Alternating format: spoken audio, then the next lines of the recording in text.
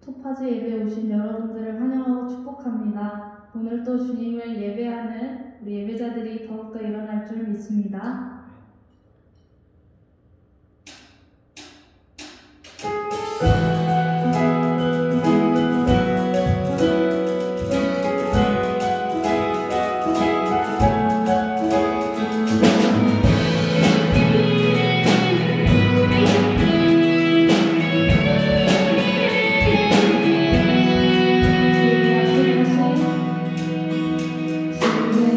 약속하신 말씀이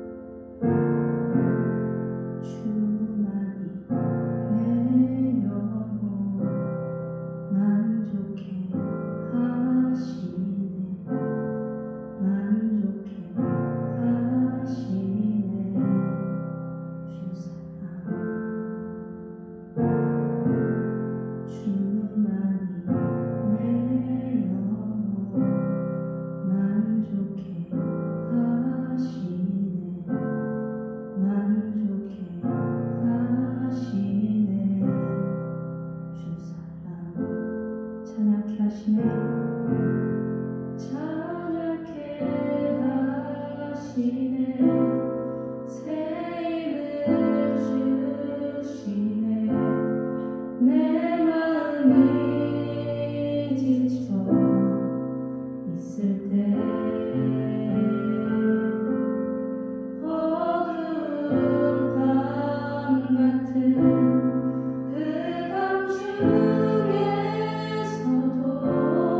찬란한 빛으로 채우시는 주만이 내 영혼 만족해 하시네. 만족해 하시네. 주 사랑 주만이 내 영혼 만족해 하시네. 만족해 하시네. 주 사랑 찬양케 하시네. 찬란한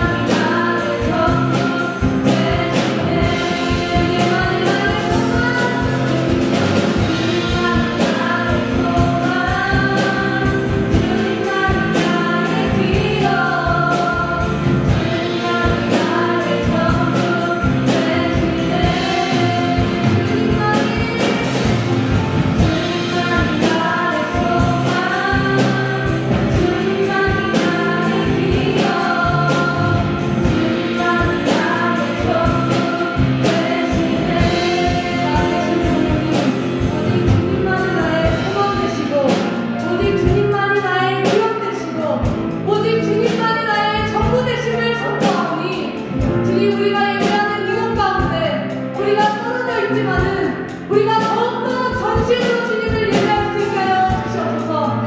우리가 예배하는 이것 가운데 내 마음속 깊은 곳부터 주님 성령의 인도하심이 주님의 일하심이 더욱더 나타날 수 있도록 인도하여 주시옵소서. 이 시간 주님께 기도하고 나가겠습니다.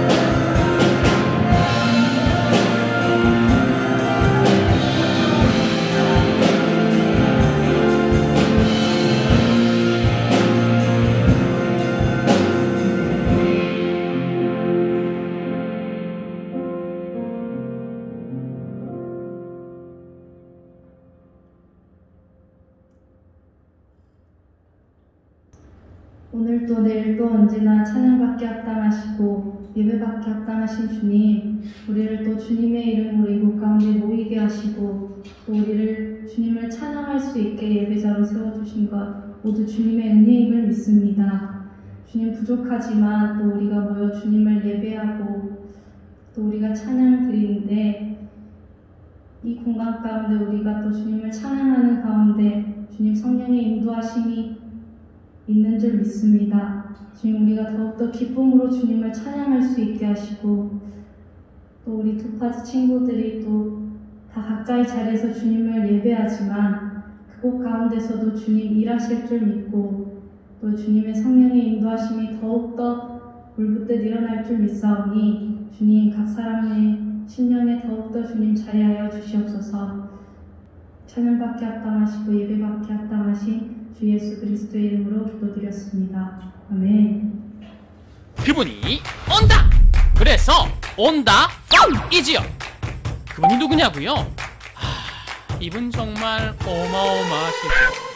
1일 1강 아니 10강을 해도 모자랄 그분만의 매력을 제가 딱 3분 안에 확실히 전해드리도록 하겠습니다. 맥섬 노이즈 금지, 영상 끄기 금지, 주변에 박수 치면서 리듬 타기 금지. 아이언맨이 아니지만 하늘로 피올라갈 수 있고 토르가 아니지만 천둥과 비바람을 다스리시는 분, 닥터 스트레인지도 울고 갈 엄청난 힐링 캐릭터이시자 터미네이터보다 임팩트 있는 I'll be back 멘트를 남기신 분, 지저스, 오마이 지저스, 바로 예수님이십니다. 어떤 사람들은 예수님이 언제 오실지 마치 자기들만 알고 있는 것처럼 말하기도 합니다. 그리고 자기들끼리 모여서 특정한 조건을 달성시키면 예수님이 이 땅에 오신다고 믿는 사람들도 있어요. 마치 신천지처럼 말이죠. 하지만 예수님이 언제 이 땅에 다시 오실지, 언제 재림하실지는 아무도 몰라요. 이게 팩트예요. 그러면 예수님이 재림하실 때 무슨 일이 생길까요? 몰라요. 저도 몰라요. 예수님의 재림은 이 세상 그 누구도 경험해보지 못한 미래의 일이니까요. 하지만 성경을 통해서 이것은 알 수 있어요. 예수님이 다시 오시면 사람들을 심판하신다고 하셨어요. 지금 속으로 어떻게 큰일 났어 생각하는 친구들 있지요. 걱정하지 마세요. 예수님을 믿고 말씀대로 살아가기만 하면 그 심판의 날은 우리에게 두려운 날이 아니라 기쁜 날이 될 테니까요. 이쯤에서 여러분의 성경 상식을 알아보는 돌발 퀴즈 나갑니다. 성경은 모두 몇 권일까요?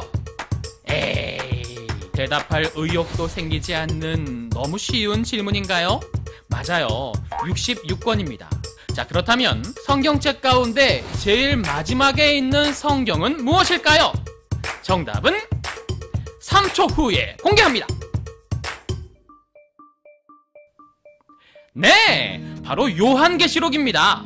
요한계시록은 누가 썼을까요? 당연히 요한이 썼겠지요. 무슨 내용일까요? 뭐 계시 그런 거 적어놨겠죠. 맞아요. 우리는 성경의 가장 마지막 책이 요한계시록이라는 걸 알고는 있지만 그 안에 어떤 내용이 있는지는 잘 몰라요. 맨날 새해 들어서 마음 잡고 성경 좀 읽어보겠다고 창세기 1장 태초에 하나님이 셜라셜라, 아니면 마태복음 1장 누가 누구를 낳고 셜라셜라 무한반복, 이러니 요한계시록을 만날 턱이, 심지어 우리는 교회에서 목사님이나 전사님에게 요한계시록에 대한 설교는 많이 들어보지 못했을 수도 있어요. 대부분의 교회에서는 아직도 요한계시록을 조금 낯설어 하거나 두려워하거든요. 하지만 그럴 필요가 없어요. 이 요한계시록은 희망으로 가득한 책이에요. 뭐 666이니 14만 4천 명이니 암호 같은 말들이 있어서 겁이 나긴 하지만 제일 중요한 내용은 바로, 요한계시록의 핵심은 바로 하나님 나라라는 거예요. 이게 팩트예요. 코로나19 때문에 오랫동안 집콕하느라 온몸이 마비가 올 지경인 여러분, 길고 길었던 집콕 생활을 마치고 이제 저 온다 팍과 함께 움직일 때가 되었습니다. 예수님 다시 오실 때까지 1일 1강, 아니 1일 1말씀 1일 1기도 실천하면서 홀리 파워, 지저스 파워로 성결한 에너지 완충합시다.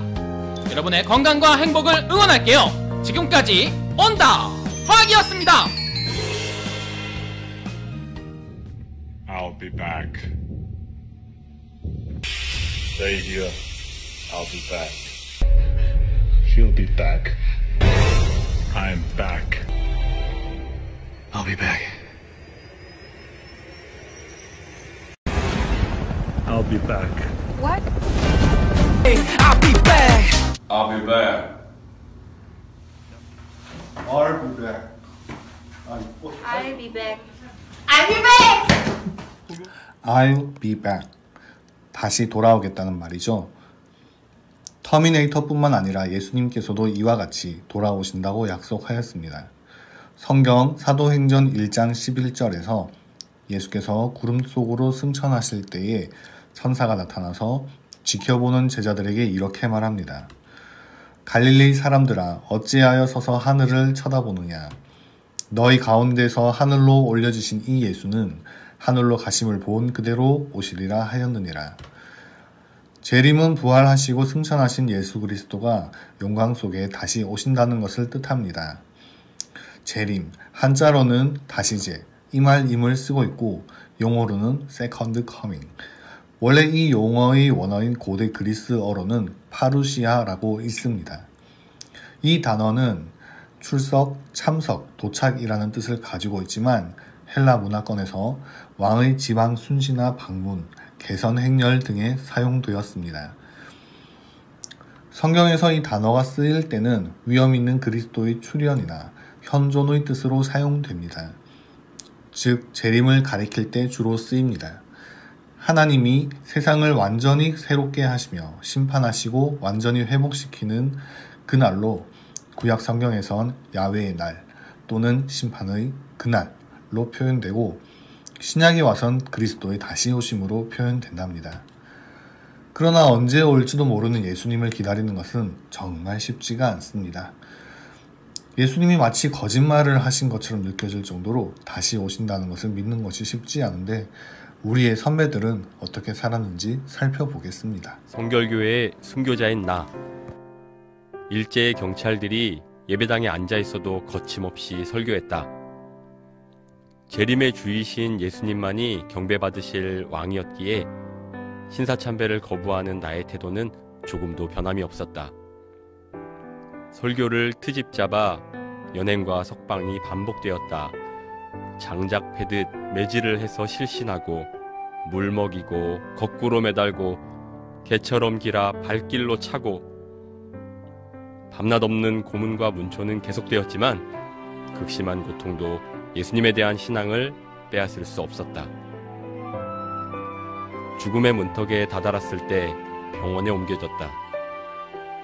찾아온 성도들에게 말세의 일과 현재의 고난과 장차 나타날 영광을 좋게 비길 수 없다고 요한복음 14장을 풀어 설교했다.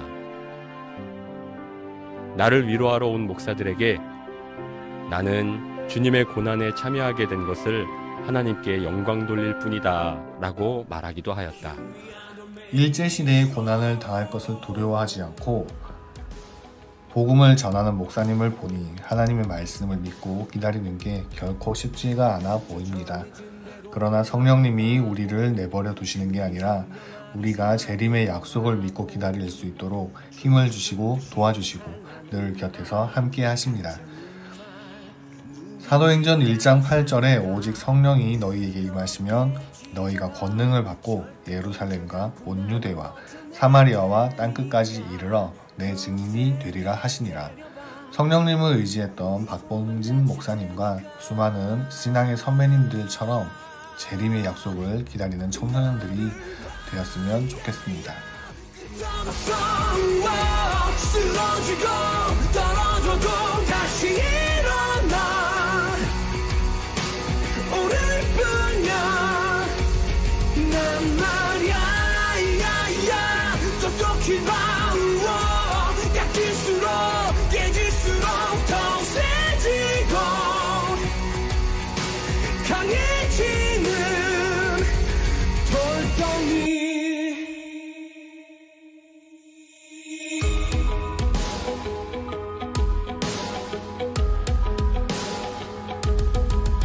감당할 수 없게 벅찬 이 세상 유독 내게만 더 모진 이 세상 모두가 나를 돌아섰고 비웃었고 아픔이 곧 나였지 시들고 저무는 그런 세상 이치에 날 가두려 하지마 들려도 괜찮아 이 삶은 내가 사니까 나를 봐야 끝없어 쓰러지고 떨어져도 다시 일어나 오늘뿐이야. 아니 이게 말이 돼? 어떻게 그럴 수가 있지? 왜 무슨 일이야? 사장님이 알바비 아직도 안 보냈어. 벌써 몇 달째야. 아니 있는 사람이 더 한다고 매번 그래. 알바 시간보다 일찍 오라 그러더니 늦게 보내고 저번에는 바가지도 씌우는 거 있지? 진짜 왜 힘든 사람들은 매번 힘들고 있는 사람들은 더 배부른 거야?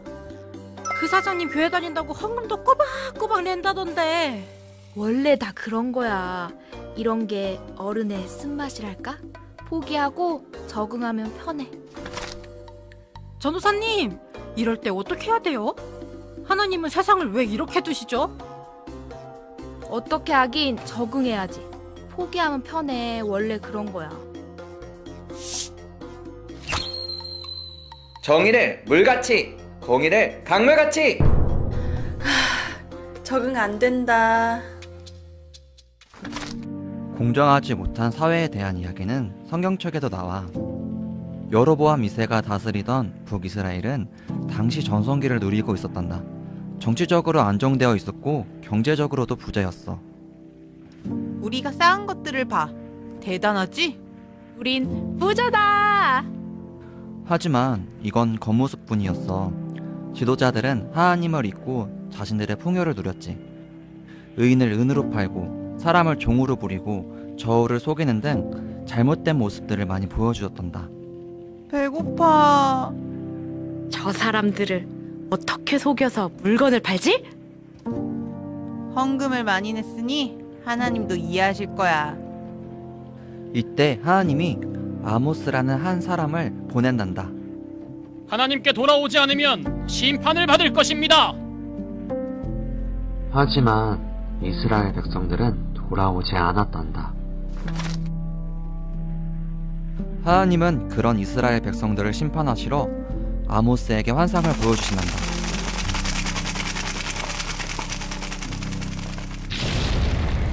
하나님의 백성의 모습을 잊은 이스라엘 사람들을 하나님이 심판하셨어. 쌤통이다. 좋긴 한데 내 모습을 보면 심판받겠지? 저럴 줄이야. 근데 나도 심판받으면 어떡하지? 오직 주께서는 너희를 대하여 오래 참으사 아무도 멸망하지 아니하고 다 회개하게 이르기를 원하시느니라. 하나님이 심판하시는 이유는 우리를 구원하시기 위함이야. 이 사람들을요? 예수님이 재림하실 때는 심판이 있어. 하지만 하나님은 한 사람이라도 더 회개해서 멸망하지 않게 참으신다고 말하시난다. 즉 하나님이 심판이 있다고 알려주시는 이유는 구원하시기 위함이야. 나에게 돌아와. 나만 바라봐. 나를 따라와. 심판이 있으니 빨리 회개하시오. 그럼 하나님께 돌아가기만 하면 되는 건가? 심판이 있다고 믿고 버티면 되겠지. 우리는 그의 약속대로 의가 있는 곳인 새 하늘과 새 땅을 바라보도다. 그래도 되지만 하나님이 원하시는 것은 새 하늘과 새 땅을 같이 바라보는 거야. 그게 뭔데요? 먼저는 그날을 기다리는 거야. 그리고 평안한 마음으로 그분을 뵐 수 있도록 하나님 앞에서 흠 없는 생활을 하는 것을 말해. 하나님의 뜻대로 살아가는 거란다. 그래, 그러면 재림을 기다리면서 하나님의 뜻대로 살아가겠어. 쌤, 궁금한 게 있는데요. 사도 요한이 마지막에 남긴 책이 요한계시록이죠? 그렇지. 갑자기 왜? 내용이 너무 무서워요. 좀 그렇지? 무슨 내용인지도 잘 모르겠고. 환상을 보고 기록한 거라 정확하게 뭘 보고 설명한 것인지 한계가 있지. 그러니까요. 그래서 더 무슨 말인지 잘 모르겠어요. 어떤 동물이 나오고 어떤 환상이 보였는지 크게 연연하지 않아도 돼. 예? 그럼 필요 없는 내용인가요? 내용의 핵심은 7교회를 향해서 칭찬과 책망을 하고 계시다는 거야. 헐. 칭찬과 책망이라면 일종의 심판이네요. That's right. 심판이 있다는 것을 이야기하고 있지. 우리는 심판이라고 하면 엄청 무서운 걸로 생각하잖아. 근데 심판은 징벌만 있는 게 아니라 칭찬도 함께 있다는 거지. 오, 흥미로운데요? 그럼 심판은 가려내는 것이라고 생각해도 되겠네요. 역시 하나를 말하면 두루라는군. 그런데 사도 요한은 왜 이렇게 어렵게 기록했을까요? 당시에 표현할 수 있는 언어로 설명될 수 없는 환상이었던 거지. 예를 들면 당시 사람들이 지금 핸드폰을 보면 뭐라고 할까? 손에 들고 다니는 요술 상자? 그렇지. 그런 상징적인 언어를 쓰겠지? 근데 그 말을 지금 사람들이 보면 뭘 상상할까? 그러게요. 적어도 핸드폰은 아닌 것 같아요. 그래서 계시록은 글자 그대로를 읽으면 한없이 어려워지는 거야. 그럼 사도 요한이 기록에 남기고 싶었던 게 정확히 무슨 내용이에요? 빨리 얘기해 주세요. 현기증 난단 말이에요. 알았어. 아까도 말했지만 심판이 있고 그 심판을 가려내는 것이고 칭찬받는 성도가 되어야 한다는 것을 말하려는 거야. 심판의 때가 되면 없어질 것들은 없어지게 되고 칭찬받음의 결과는 구원이라는 것으로 드러나게 된다는 것을 알아야 해. 다만 언제 주님이 오실지 아무도 모르기 때문에 무작정 기다려야 하는 것 같은 불안함도 있지만 예수님께서 약속하신 일이고 반드시 이루어질 일이기 때문에 묵묵히 기다리며 신앙생활을 열심히 해야 한다는 것을 알려주려는 거지. 마치 도둑이 언제 들어와서 물건을 훔쳐갈지 모르니까 언제든 잘 지켜야 하는 것처럼 말이지. 그게 쉬운 일은 아니잖아요. 물론 쉬운 일은 아니지. 그래도 약속을 지키시는 예수님이시니까 반드시 이루어질 약속이니까 기다리는 거지. 우리 성결교단이 다시 오실 예수님을 기다리는 것을 강조한다고 들은 것 같아요. 맞아요. 일제 강점기 때는 이 일로 교단이 해산되는 일도 있었다면서요. 이야, 그 이야기도 알고 있어? 맞아. 많은 신앙의 선배님들이 그 믿음을 지키기 위해 순교하신 일도 많지. 우리 교단 마크의 가시밭과 백합화가 그거를 의미하고 있어. 예수님의 십자가에서 고난받으시고 다시 부활하신 것처럼 우리도 가시밭과 같은 세상에서 부활의 소망을 가지고 살아가야 한다는 의미가 담겨 있지. 플렉스, 좀 멋진데요. 쉽지 않은 길인 것 같지만 약속 믿고 끝까지 가야겠다는 마음이 들어요. 끝까지 믿음을 지켜나가는 게 쉽지 않을 거야. 많은 유혹들이 있을 거거든. 우리를 넘어지게 만들고 넌 할 수 없어라고 속삭이기도 하고. 그럼에도 우리 하나님의 약속을 믿고 함께 끝까지 신앙생활하자. 네, 쌤. 우리 함께해요. 다 같이 소리 질러 뿜뿜뿜뿜.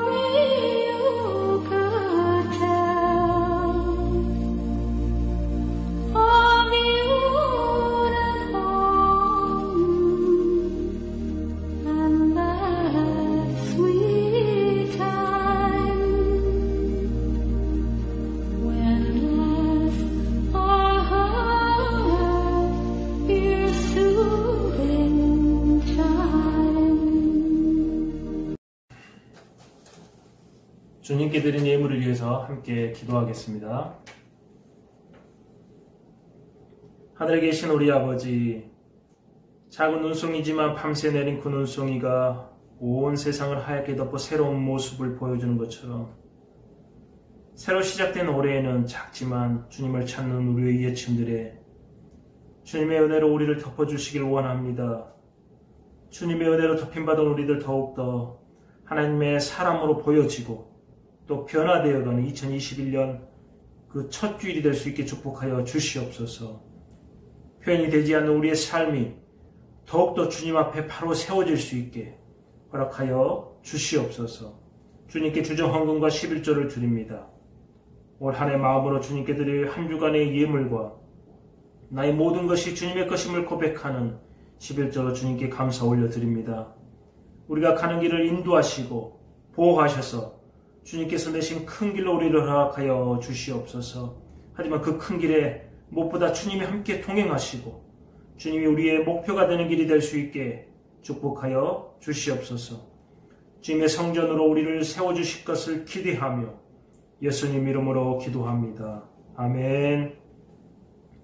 하늘에 계신 우리 아버지, 아버지의 이름을 거룩하게 하시며 아버지의 나라가 오게 하시며 아버지의 뜻이 하늘에서와 같이 땅에서도 이루어지게 하소서.